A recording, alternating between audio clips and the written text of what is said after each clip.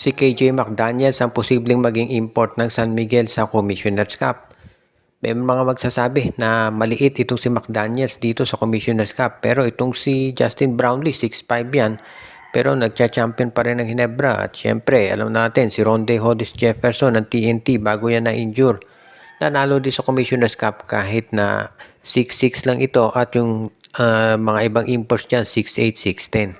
Ito si KJ McDaniels, ang dami na niyang napatunayan dito sa paglalaro sa PBA. Kaya nga ito'y pwede talaga dito sa San Miguel Beermen. Wala din tayong nakitang problema dyan dahil yung rights dito kahit na nasa MVP group, i-relinquish na nila yan dahil walang MVP team na nag-express ng interest na makuha ang serbisyo nito. Kaya sa tingin ko, itong si KJ McDaniels magiging magandang fit yan sa San Miguel. Pwede na maging power forward, pwede ito na maging small forward. Kaya nga itong si Coach Leo Austria, puspusan yung negosasyon doon sa kampo ni McDaniels para ito'y makuha na nila. Habang available pa na sabing player, susubukan na to na ma-acquire ng Beermen.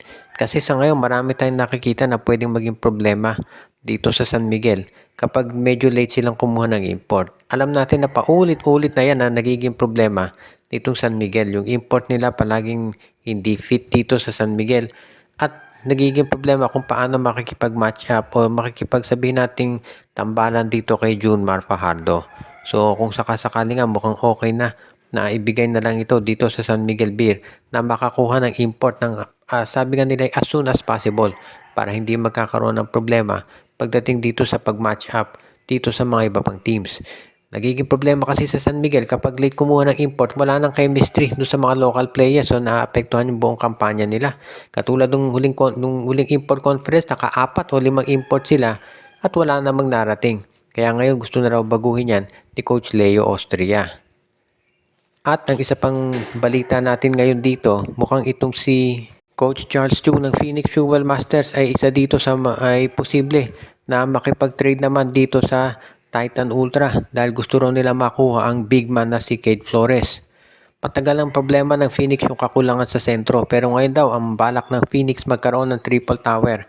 Cade Flores, Kai Balungay at ang parating na si Will Gosum.